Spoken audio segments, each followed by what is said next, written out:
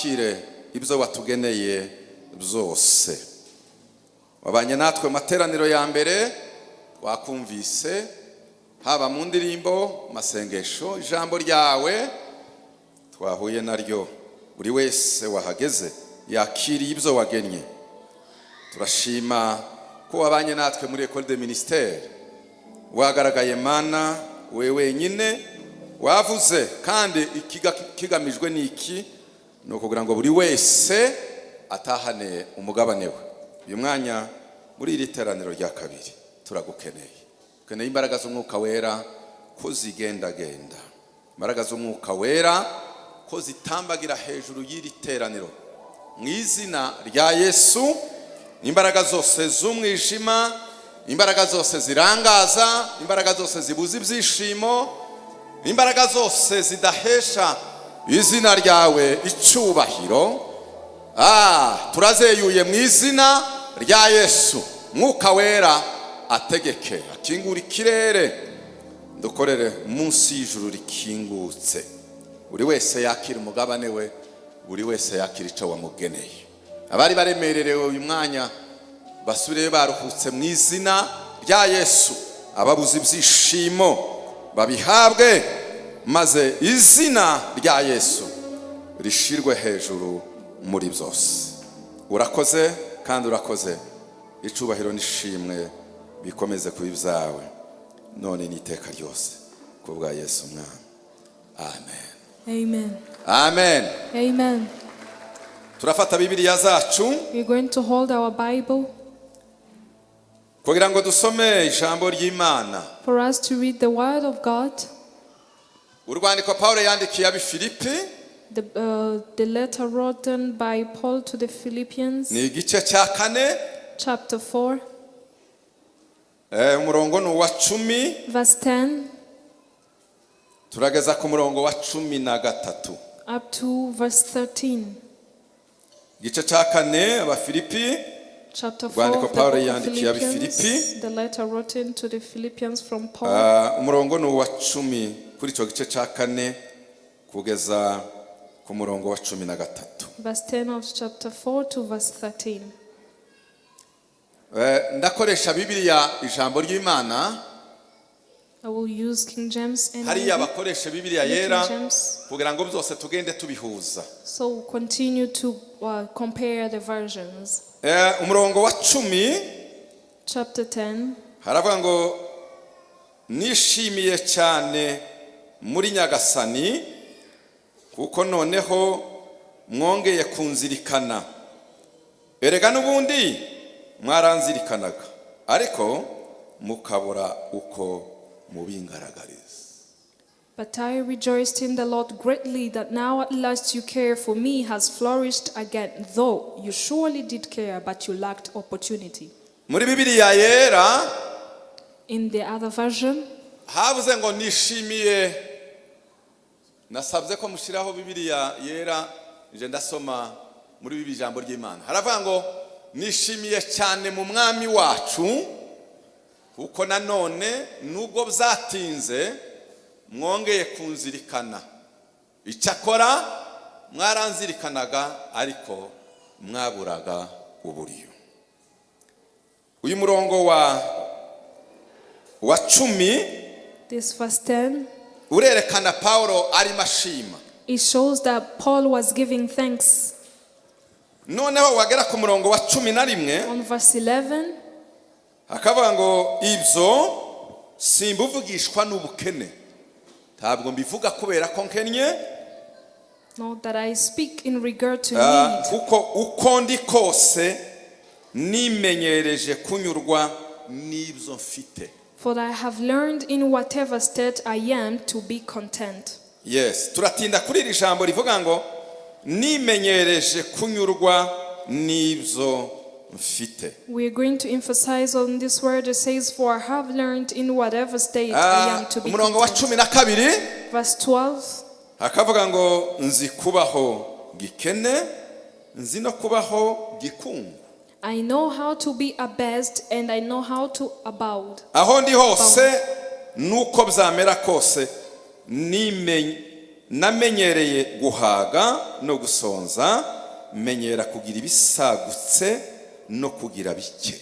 Everywhere and in all things I have learned both to be full and to be hungry, both to abound and to suffer need. Umurongo wa 13, Verse 13.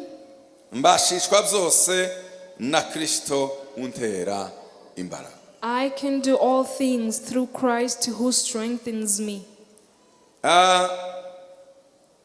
Iyi mirongo twasomye, These verses we read, ndagira ngo tubanze turebe context Paulo yanditsemo yandikira Abafilipi. so we need to look at the context Paul wrote in when he was writing to the Philippians.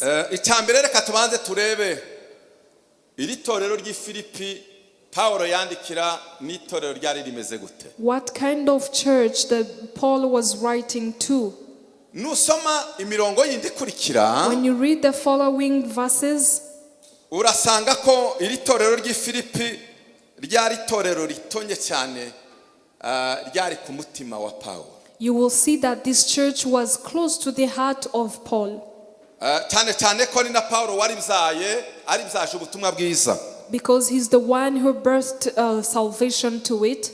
Muri bukurugendo rwa mbere Paulo yagenze rw'ivugabutumwa, You remember the first journey Paul did of going to preach yari the gospel? Antiokia, ahagurukana na Baranaba He bagenda mu rugendo rwa mbere rw'ivugabutumwa. He was from Antiochia with Barnabas. They went to Philip barabwiriza to muri preach the Aziya gospel, hose, Preached in barongera kandi Asia. baragaruka. And they returned back. Arongera kandi afata urugendo rwa kabiri rwo kugenda asura ya matorero, ariko kandi abwiriza ubutumwa bwiza. He took the second journey going back to visit the churches, but also to preach the gospel Ntabwo again. bajyanye na Baranaba He did not go with Barnabas kubera ko hari ico basa naho batumvikanyeho. because they had misunderstandings. Ku musore bari bajyanye ubafasha, Another man they went with to assist nyuma yaho them. ajya kubasigirira After he left, ngo baje gusubirayo. Paulo ntiyari umuntu uzukina ibye byose byari A byari B, nta bintu byo guca hirya gutya. Aravuga ngo sinojyana n'uyu musore ubwa kabiri tibishoboka. so for the second time he decided not to go with this young man because they had misunderstandings. Baranaba rero kuko we yari afite impano itandukanye n'iya Paulo. Paulo yari umuvugabutumwa apostle, wabo yarashoboye ikintu cya mentorship, ikintu cyo kurera, akaba yakuvana mu bwana ukageza igihe ubu umuntu ukuze kandi ukomeye. So Paul for him had a ministry of being an apostle, but Barnabas had another gift of being a mentor. Agumana na Marko aramurera, bajyana mu rugendo rw'ivugabutumwa rundi, ariko batoranya Sira kugira ngo ariwe bajyana muri uwo murimo. So he chose to remain with Mark. He told him, and they went to another place for Bibiliya evangelism. iratubwira ngo mu ijoro baryamye, So in the night, as the Bible bageze ahantu mentions, hitwa Itirowa, bari kumwe Paulo na Sira bari kumwe. when they were with Paul and Silas, Mu nzozi abona umugabo w'i Makedoniya arimo ataka cyane ati Paulo waje ukadutabara so hani Makedoniya. he saw in the dream a man calling them to come to Macedonia. Paulo amenya neza ko Imana imuhamagariye kuja i Makedoniya. So he knew exactly that God is calling him to go to Ndimo Macedonia. shira context y'iri torero ry'Ifilipi kugira ngo mumenye n'itorero ryari rimeze gute. So I want you to understand what kind of the church of Philip it was. Paulo rero ayobowe n'umwuka wera aje i Makedoniya. So Paul, being led by the Holy Spirit, he went to Umudugudu Macedonia. wa mbere yagezemo, So umudugudu wa mbere the yagezemo first village he attended to, umudugudu w'Ifilipi. it was the village Kandi of icyo gihugu cy'i Philip. Makedoniya yari avuye muri Aziya deja akandagiye mu Buraya. Ni ukuvuga ngo ubutumwa bwari bwinjiye bwa mbere mu Buraya, nibwo yageze mu mujyi w'Ifilipi. So when he left Asia going to Macedonia, that's when they encountered for the first time the Imana gospel. imukoresha ikintu gikomeye cyane muri uwo mujyi. God used him in a mighty way in that city. Bibiliya itubwira amazina y'abantu babiri bakijijwe muri urwo rugendo. God told us two people who got saved in Kandi that journey. babaye itangiriro ryo kuvuka kw'itorero muri Filipi. And they became the foundation of salvation in their Bibiliya church. iratubwira ngo arazenguruka, The Bible says he moved baje around gushaka aho basengera iwe na Sira. searching for a place to go and fellowship from Ngo aho him and bageze Silas. basanga abadame bacuruzaga. So when they reached to a certain place, they saw women who were doing business. When they started talking to them, umudame witwa Rudiya akorwa ku mutima. so a woman called Lydia was touched. yakira Yesu nk'umukiza n'umwami. She received Jesus Christ as his king and her king and savior, and told Paul and Silas ko bagiye akabacumbikira that they can come to her house niwe and she muntu wa will. mbere wakishijwe muri uwo mujyi w'Ifilipi mu gihugu cy'i Makedonia. She was the first person who got saved in that city of Philip in the country of Macedonia. The second person who got saved in a mighty way. bamubyaje ibise bikomeye. And they birthed him on a very powerful level. mugabo warindaga prison. This man who was Paulo na Sila babafungiyemo. a prisoner guard, they were put in prison. After they had slept over at Lydia. So he was supposed to learn how to spy over these countries for him to move around it. You remember the time?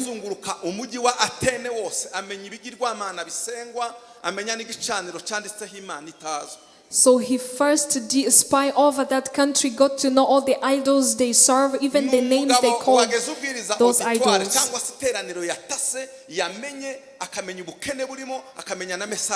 He will first spy, get to know the church, where they need something or what they lack and what they have before he pushed to it. So the first day when they were moving around,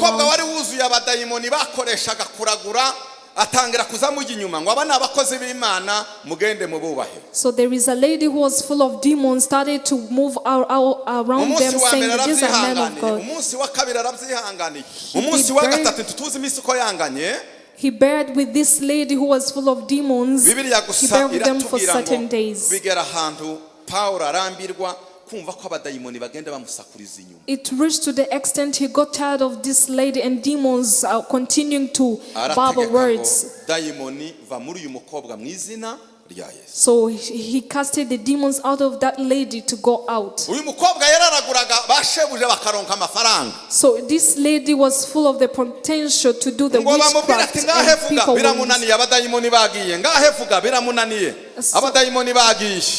so they tried to ask her to talk again. She couldn't because demons had left. I wonder maybe they asked her what are these things.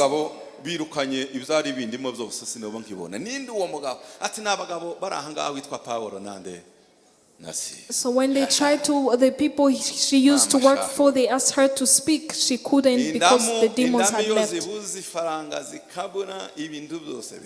So when there is no portion, there is no money to use, problems arise. They captured Paul and Silas, they took them to jail.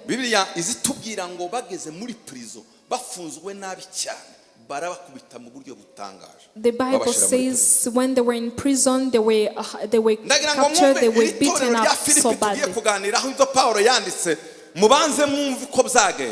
Before you see what Paul wrote about this church of Philip, you need to know how things were. When he came into the night, Paul and Silas started to sing. In the middle of the night, Paul and Silas started to sing, as the Bible says. And the whole prison was shaken. And the earthquake opened and all their chains were broken. They were removed from them. Let's say hallelujah. All the chains were broken.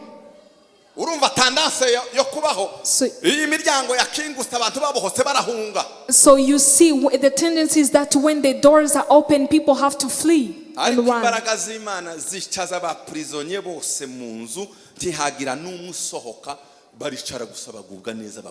But the power of God made all the prisoners to sit calmly and listen carefully. But the Bible says that when that man was awake, the guard who was guarding the prison aravuga ati nanone n'urupfu ba prisonnier bakomeye bagiye n'ubundi nafareka niyicenje nyine. He said that this is the end, all the prisoners have left, now this is death, let me just hang myself. He took the sword to kill himself. And Paul said, please do not harm yourself, we are still here. There is no prisoner who left. We are all still sitting here and it's all peaceful. He came, approached him, and he said, what can I do for me to be saved? He told him, believe in the Lord Jesus Christ, you and your household, you shall all be saved. He took them, washed them, cleaned their wounds, and he received the Lord Jesus Christ with his whole family.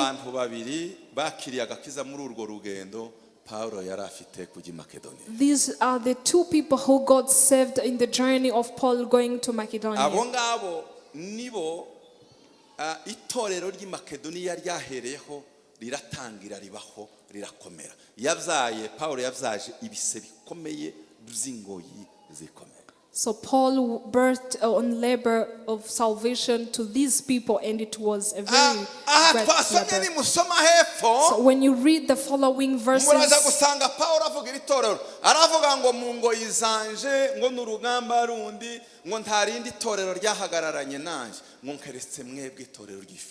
among all the labors he went to and all the sufferings, this church of Philip stood by him. They are women.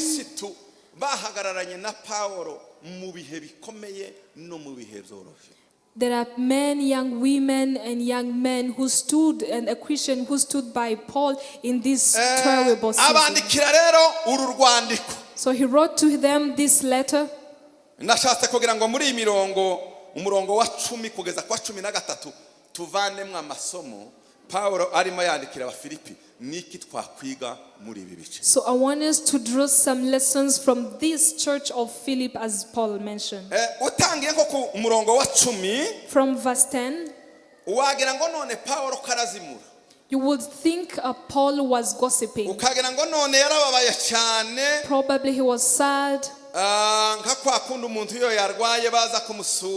Like when someone is sick, they come to visit them. You start to say, oh, thank you, but I had just lost all my hope. But God did use you to come. Was this person giving thanks? But there is another problem that is there. This person was sad and they tried to show you. The same way Paul did to this church. But I would just that you have also cared for me again. But truly, this is the church that had cared for him a lot. But this message, there is something it wants to show us.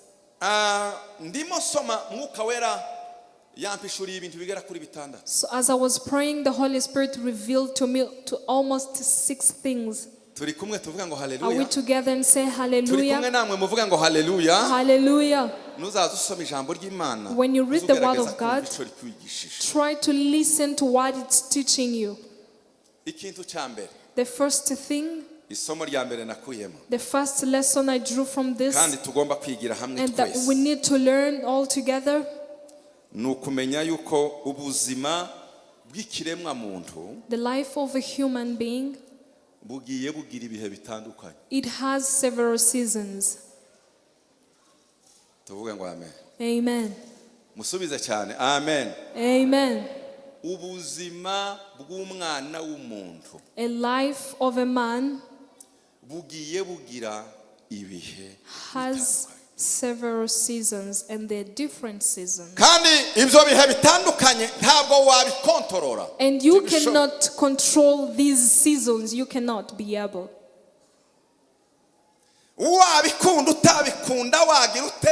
Whether you like it or not, The life of this on this earth has different seasons.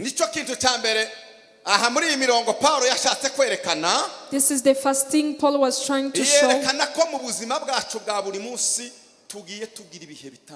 He showed that in this life we have different seasons. Verse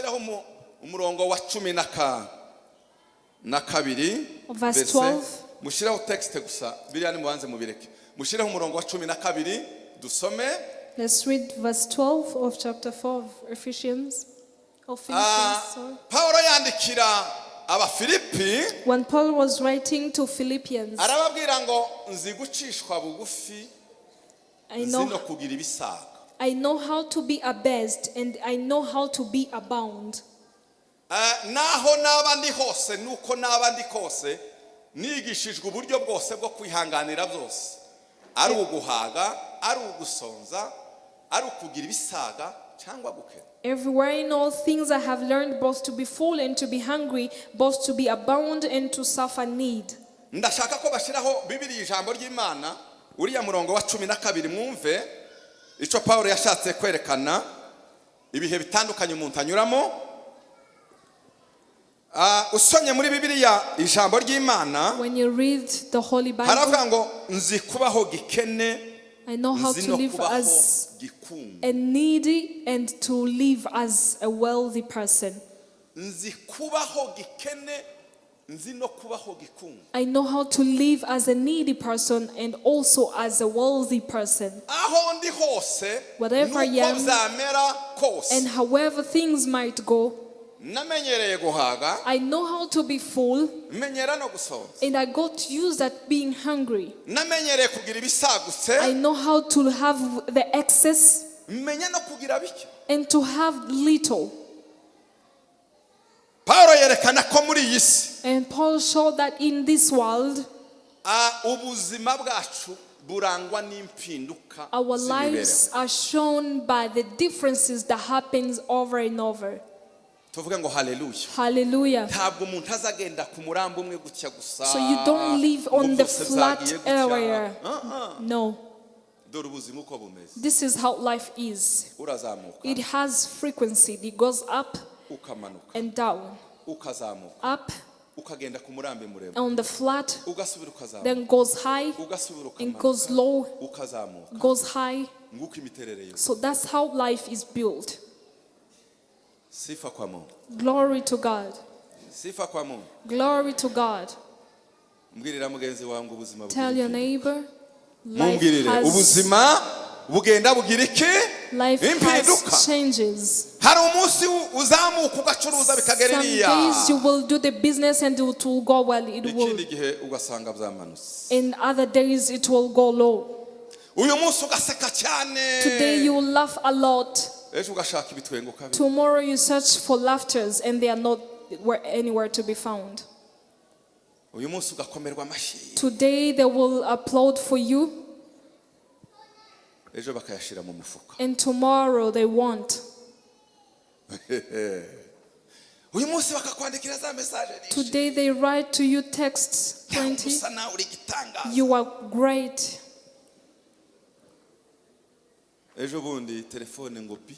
And tomorrow your phone goes to silence. This is how life is. Amen. Amen. Hallelujah. Hallelujah. But someone who is wise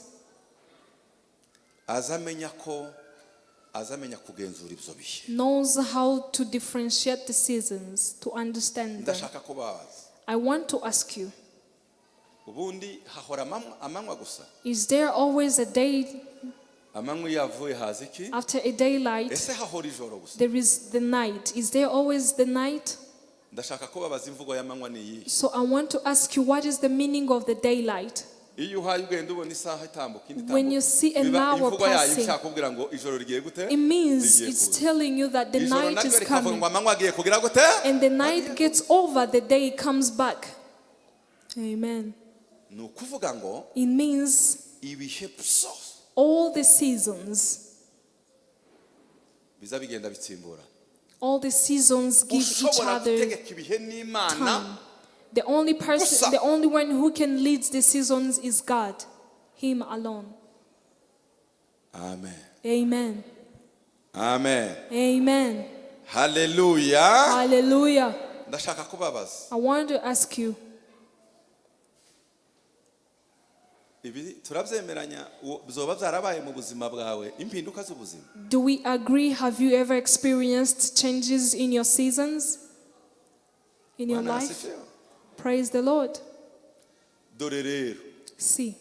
Iyo ibintu nimba ariko biri ariko byagenwe. If that's how things are built, iyo tubigezemo bigenda gute? what do we do when we encounter them? Iyo Paul aravuga ngo Paul said, when I am full, that's okay, I've experienced this. And the seasons of hunger, I have experienced them. And the time to save and access. And there are some times where I have to keep little. I've also experienced that. If you tell me that you'll be somebody else in this world, wisdom is knowing that there are changes in this life.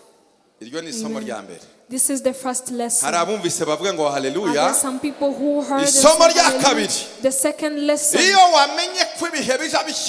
When you understand that seasons change, what amazed me,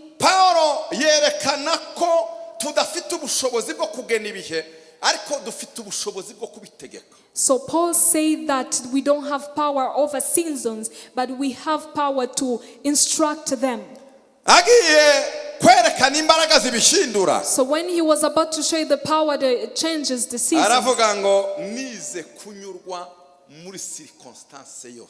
I have learned to be satisfied in every circumstance I go through. Say hallelujah. Say hallelujah. Say hallelujah. Say hallelujah. The power of being satisfied or content. These are the only power that can run over seasons. In all these seasons, however they come, replacing each other in that, I have no power to change them. But God has given me power to command over them. What God has given me is to be content. Amen. Amen. Tell your neighbor, be content. Amen. Hallelujah. Hallelujah. Hallelujah. Hallelujah. Say louder, being content. I told those in the first service, riches is not what is physical. Riches is the heart that holds the things that can be seen outside or physically. Amen. Amen. Amen. The first riches you can ever have is a heart that is content. It is what manages the physical things that they can satisfy you or not. Amen. Amen. Amen. You wouldn't come and tell me you are like this. No.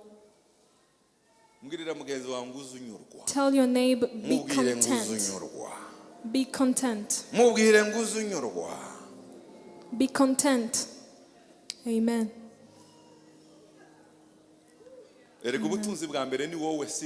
So the first riches you have is you, not what you have. Oh, hallelujah! Hallelujah. The first riches is me. The first wealth I have is me. Because I am the one who received the things. Amen. Hallelujah. arabatunga za miliyari There are people who have billions, ariko wabitegereza uko bagenda nuko bameze but when you look at how they work and how they behave, truly you see they have nothing. Truly. kubera kutanyurwa Because of not being content, umururumba ukamwereka they are so greedy to the extent that they feel like they have nothing. They have no peace, they can't sleep. They have accounts that are full of money. Others have strokes. So having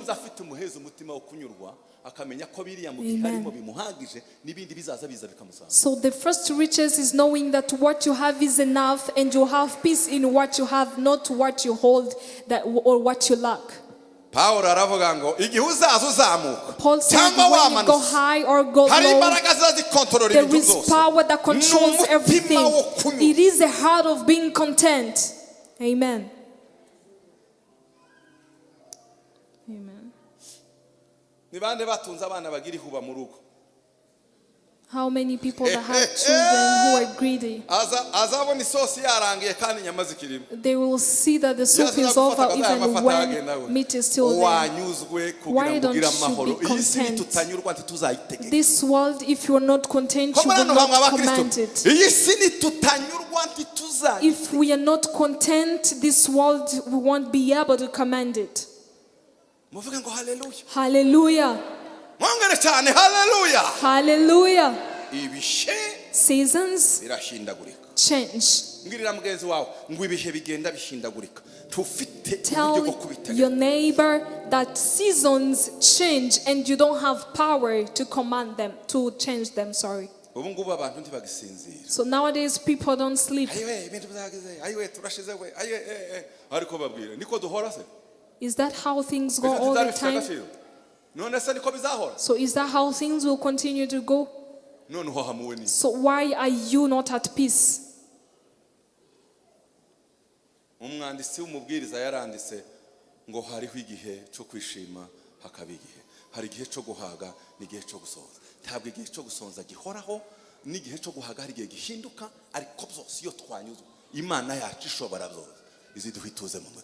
The author of Apocalypse of Ecclesiastes say that every season have its own things, but you learn to be content in every season. Say hallelujah. Hallelujah. Hallelujah. This is a heart that is content. How it works. You sit on your shop. From the morning there is nothing.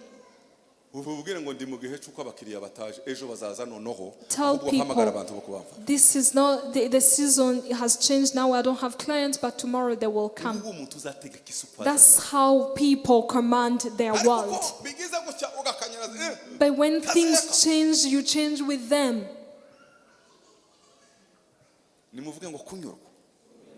Being content. Being content. This was the first secret Paul learned.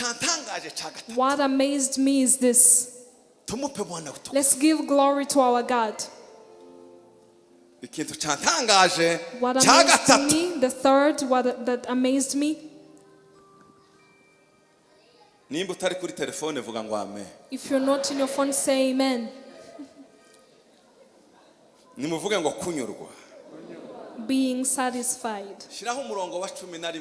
Verse 11. This third principle, how it amazed me.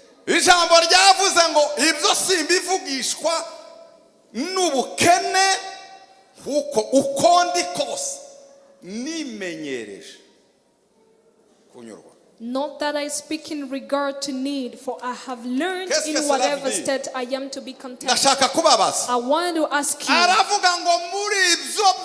in whatever state I, Paul, this power that commands the seasons that change. First thing is to be content. The third, it's not an automatic thing that happens. It's not the things that change abruptly. You exercise it. You learn it. Amen. Amen. Amen. Amen. Ikintu cyantangaje nukuvuga ngo nimenyereje. What amazed me is the word that says, I have learned in whatever step to be content. In other words, I have exercised to be content.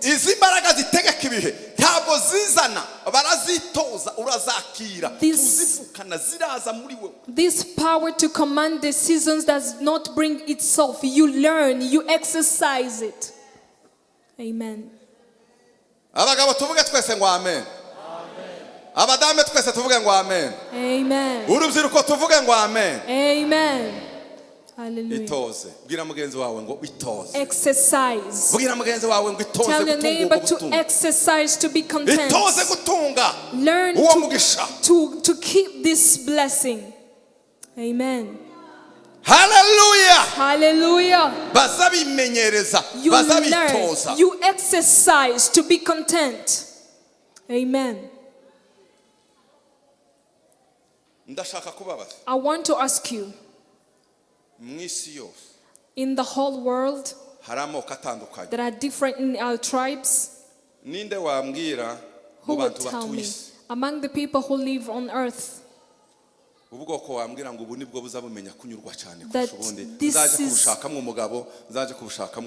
only tribe that is good at being content, where you can go to find husbands and wives? Is it Rwandans, Tanzanians? Who are they? Is there a tribe that you know that is good at being content? But I ask you, how many people who have hearts on earth who are content? And see if you are good students. The people on the world, the people in the world who keeps a heart that is content. Thank you. They say the Christians, there are people who pray. Why do we have that? Why do we have that? We are the only nation that has principles to exercise on. Amen. You start as a person who full of greed, and then you find that this person has been content because they have the ability and the capacity to exercise and learn. Amen. Amen. Let me tell you this. Study from the university in Butare. You will learn math and economy. This economy and math will never teach you how to be content. Let me go abroad. Go to Oxford University. Go to Harvard. You will come full of math. You will be powerful in this area. But in all these universities, they don't have principles of exercising of how to be content. Amen. Amen.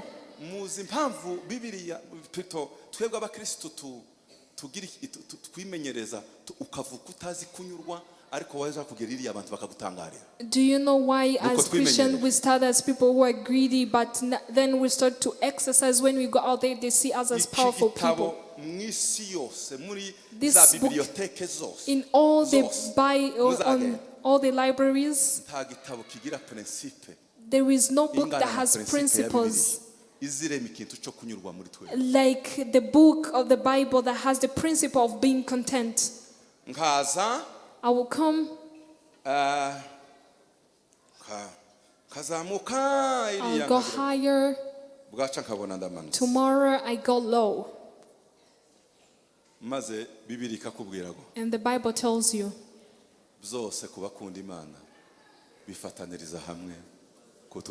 All these works for the good of those who believe. So when you grasp this word and you stand in the fire, you say, these two are creating the good for me in the future. So this is how you learn to be content. Amen. Amen. Amen. You be a lady or a young man. You send a text to a lady and they despise you. And one, they just send a text. You just start to say, have I come to escort others? And then, in that season of waiting when things are hard, the Bible comes and tells you, at the right time, the Lord Jesus showed up. Hallelujah. Hallelujah. Amen. At the right time. You shouldn't just quit. Amen. Mungu yu mwema. Mungu yu mwema. Mungu yu mwema, yu mwema sana. Amen. Hallelujah. Amen. Amen. Amen. Amen. Let me show you. You bring people from Oxford, Harvard, UR, in Butare. When they don't have a heart that is content, you put them to the store and they are getting paid probably 1 million. Or even above that. Or even below. They won't feel satisfied with what they have. They go to pick that the store they have told to keep safe. They go to pick from it. You look at them, this person. So wisdom cannot teach them what they have come to do on this position. They bring a young man who has started to be content. They sit on that. They did not study a lot. But at least even if they cannot, they cannot multiply it, at least they will keep it safe, what you have given them. All other books will show you that being powerful is having money. You will see the theory. The leaders, the rulers are bankers. All these people who have great positions, they're led by the people with money. So the value of life, they compare it with the value of money. But only the Bible talks about the value of a man is not compared to the value of money. And only it, and it's true. I can search for money and will get it. But the good name and good integrity, or a good name, your value, instead of losing who I am, I would eat little and sleep early, but I will know my value. I'll keep my integrity. Only the Bible reveals this. You learn it and you exercise it. Amen. Amen. Hallelujah. Exercise to be content. Why? It's not something that happens automatically. Are there some people whom we are together? The first lesson, what did we say? For us to see if we have understood before we move forward. You will live.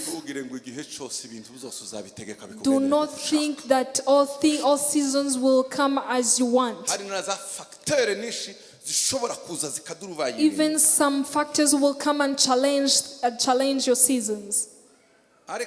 But nugera muri ibyo bihe in all those seasons utagenye utategetse that you cannot take hold of, sobanukirwa no kwakira learn to accept that and what to command them. Stand in it firm. nize guhaga I have learned to be full n'igihe utahaze wimenyereza even when you do not learn to stand firm. Amen. misari ikintu kiza kintangaza What amazed me is this. muvuge ngo amen. Amen. ibintu byose Paulo yandikiye abaroma nishaka reka ndangiza. All the things Paul wrote to Romans, arababwira ngo ibitagaragara by'Imana, the things that are unseen of God, we know them from the seen things. So I always got amazed by the little things. Some came when I was standing here. Let me ask you to. Men who are here. Amen. Learning to be content. I want to ask you.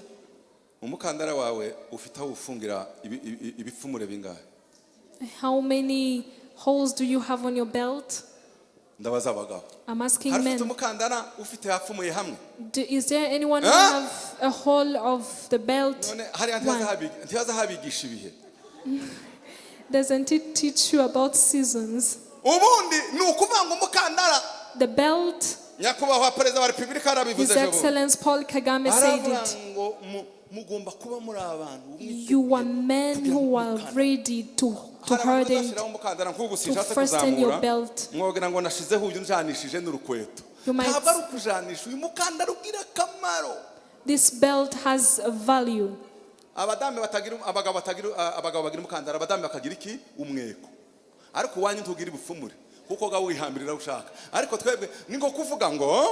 Like for us, for men, we'll say, I have learned to be full.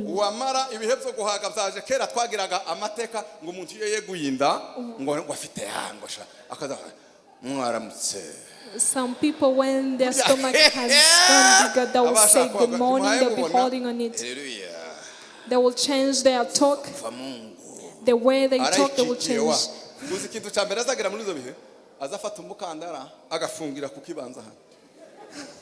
ari mu bihe byo kugira gute byo kuri top bikagenda imizikajyamo ariko bakakubwira ngo kuwafungiye hano n'ukuri mu bihe byo guhaga uzasonza uzabe witeguye nusonza tukagumisha umukandara hariya ngo ipantaro utibuke uzawumanura ufungire hariya ariko ukuru amen amen amen amen ngo kuva ngo ntugahemuke do not do bad.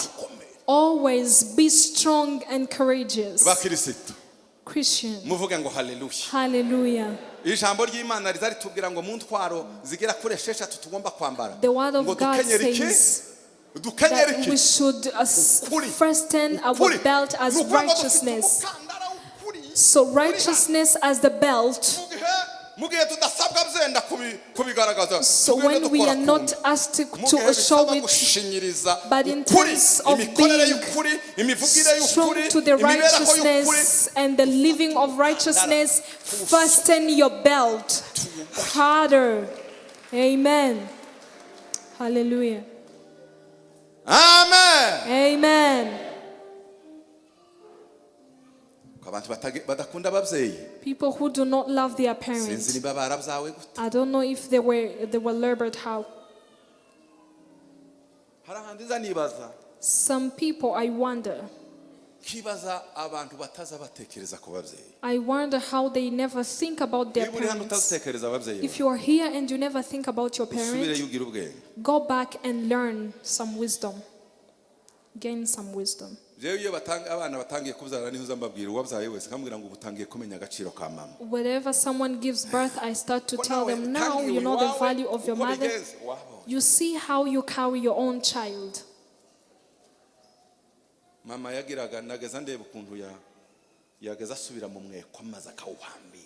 used to see my mother, how she used to fasten her wrap.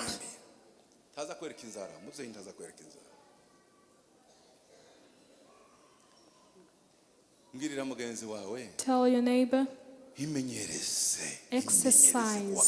exercise to stand firm like a man. Amen.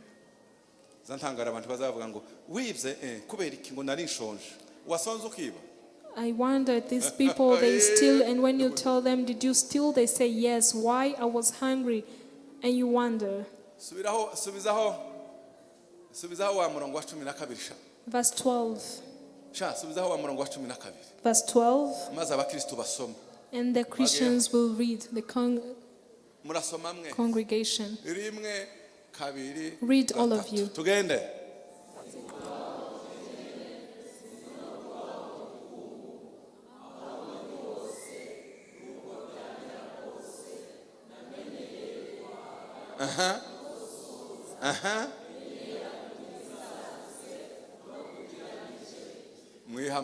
Give yourself a round of applause for reading the scripture. Amen. Tell your neighbor, fasten your belt. Mukanda. Mukanda. Ongeza mukanda. Ongeza. Fasten your belt harder and harder. Muvuge ngo hallelujah. Hallelujah. Ariko nugera mu bihe bya bien. But in the seasons of let people see you as the same person. People who are not good at managing seasons. Mutunzi, please come forward. Do not be the fruit of seasons. Be a fruit of someone who has managed to look over seasons. When you are on top level, news will talk about you. You will become a star everywhere. You will become famous. Sometime they will forget about you completely. But these seasons shouldn't change you because you are who you are. Amen. There are some Christians around here who don't know who they are. You still among other people. You are in the crowd, you have certain behaviors. And when you go to other places, you have certain behaviors. You embrace him. This is the time when I'm in good seasons. And I got elevated. And sometimes I'm reaching to the excess. Please come forward. This is the person I lived with, and they don't know how. He's the fruit of circumstances. And I start to greet them from afar. I give them the heads of my fingertips. I just give them my fingertips. This is a fruit of season. Oh, may God help us.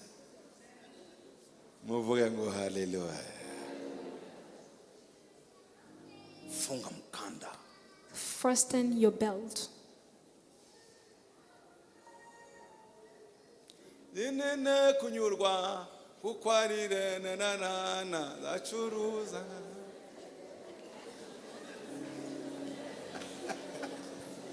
Let's give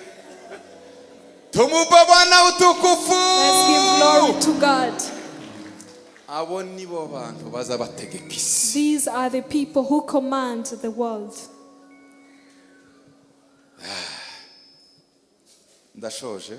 I'm concluding. Tell your neighbor you will never change the seasons. Never. But we have power to command them.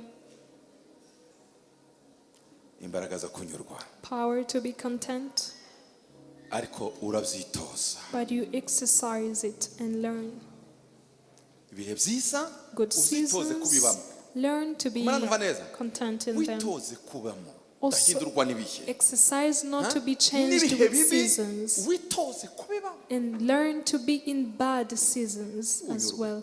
And be content. The word of God says, in all the living things, to the people who love God. Amen. Amen. To those that love God, it brings good for them. mbaze Let me none se ask you, if nutabimanaginga you bikakumanaginga don't manage them and they Yes. manage you, what success will you get? ahasigaye There are 4 hari ijambo rya nyuma nashaka last kuvuga word gusa I ariko want nashoje to talk kuko amasaha about. yageze ntarivuze byenda wavuga ngo none se formule ni yihe You might formule ni say, yihe what is the formula?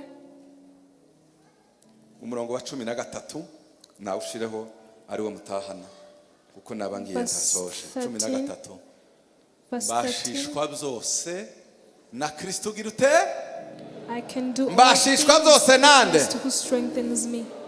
yes I can do all things through Christ ibi who wabanga pastor none se strengthens me. bizashoboka gute mubiringiye Imana nta muntu numwe wakozwe niki nizo Those who believed in God have never shingira been imbaraga zawe ashamed. mu Mana apana uvuge ngo abantu baseke muzabona Root your strength in wiringiye God, Imana in Him alone.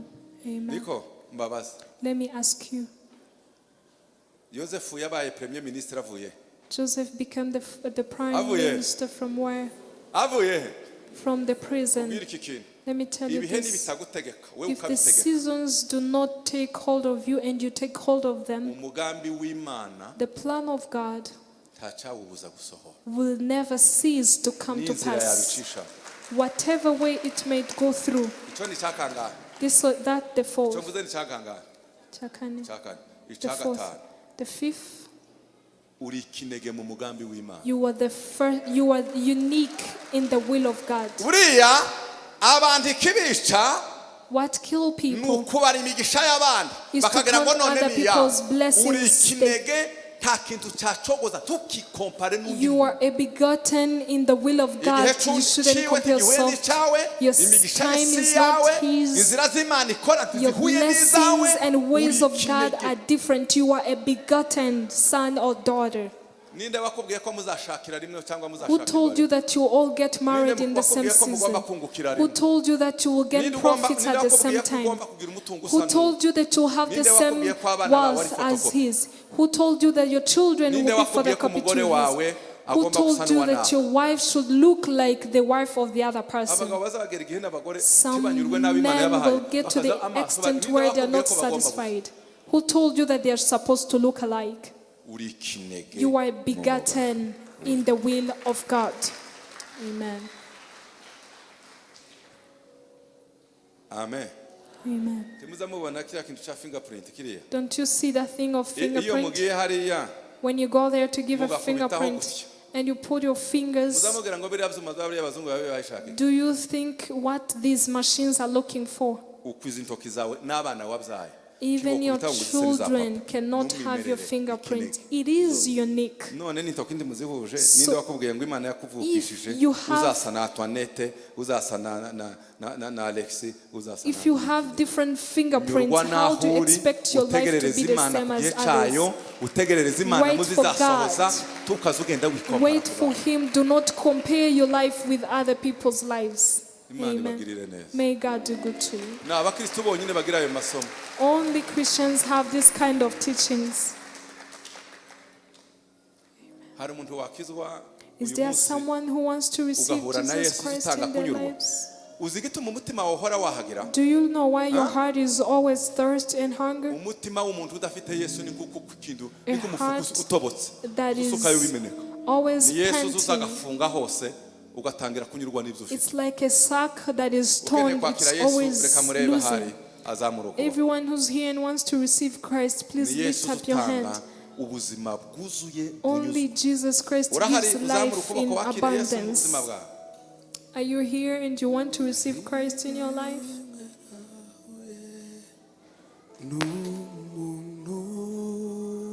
niba uhari utambuke hano imbere If ariko you're here, dusoza please come forward. tugutegereje nimba haruza nimuhaguruke As we are waiting ufate for mugenzi someone wawe to come, uhaguruke please ufate stand mugenzi up, wawe hold your neighbor's hand.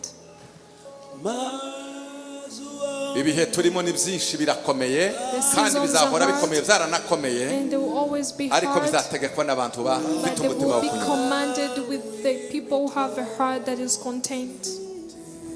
Amen. hari umukandara witwa kunyurwa tugiye There is gukenyera a belt ariko that kuri is ku ijambo called content and sengera be mugenzi wawe mufata righteous. ukuboko umubwire ngo Hold mana your neighbor. umufashe gukenyera ukuri Enough ariwe of them mukandara to uzutuma first dutegeka stand ibihe. with righteousness, tangira which is umusengere the mu izina belt. rya Yesu. Mana Father, yo mu pray for ijuru them. turagushimiye turagushimiye imbaraga zo kunyurwa zize mu mitima yacu, turinde umwuka w'umururumba wo kwiheba wo kugira inzara kandi tugahaye turya, umuntu agasonza kandi agifite ibiryo akumva ko yapfuye kandi agihaye avuga agenda. Baba Yesu tureyura imbaraga zose zizazitumara imbaraga mu bihe bikomeye. Turasaba imbaraga z'Imana, turasaba imbaraga z'Imana ziduhereza gutegeka ibihe, imbaraga ziduha gutegeka ibihe, imbaraga ziduha gutegeka ibihe. Mana ufasha abagabo, ufasha abadame mu bihe barimo, bamenye ko ibintu bizahinduka. Aho bari uyu munsi siho bazahora. Haleluya. Ejo nimba bari mu bikomeye, ejo bizoroha. Niba hari umwijima, umucyo uzamurika. Niba hari ibikuta, ejo bizaba byaguye. Icyangombwa ni uguhagarara tukamenya gutegeka ibihe. Pawulo aravuga ati nize guhaga nize no gusonza, bisobanura ngo niyo shonje sinahebuka, nzategereza igihe cyo guhaga. Haleluya. Humura muvandimwe, niyo wasonze uyu munsi ejo uzahaga.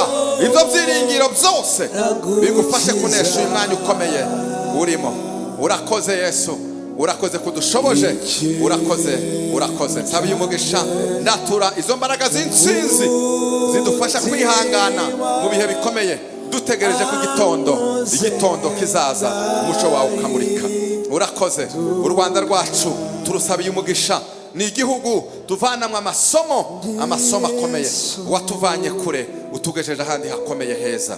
Ibi ni byerekana imbaraga z'ibyiringiro, imbaraga zo kumenya ko iyo duhagaze neza mu gihe gikwiriye ibyiza bizaza bidusanga tutarangiritse. Urakoze kandi urakoze. Icubahiro n'ishimwe bikomeze kuba ibyawe none n'iteka ryose. Tuguhaye amashyi menshi kandi turagushimira kubwa Yesu. Amen. Amen. Poberera mugenzi wawe umubwire ngo tegereza igitondo cyiza. Ibyo urimo ntibizahoraho. Oya, igitondo kizakimurika. Ntabwo ibihe gusa bihora ari bya bindi. Gusa unyurwe umenye guhagarara no gutegeka ibihe. Imana ibagirira neza mu izina rya Yesu. Angoze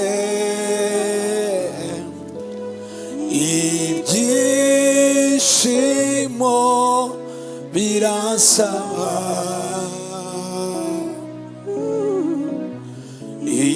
ikintu cyanjye mu mutima angoze ndayi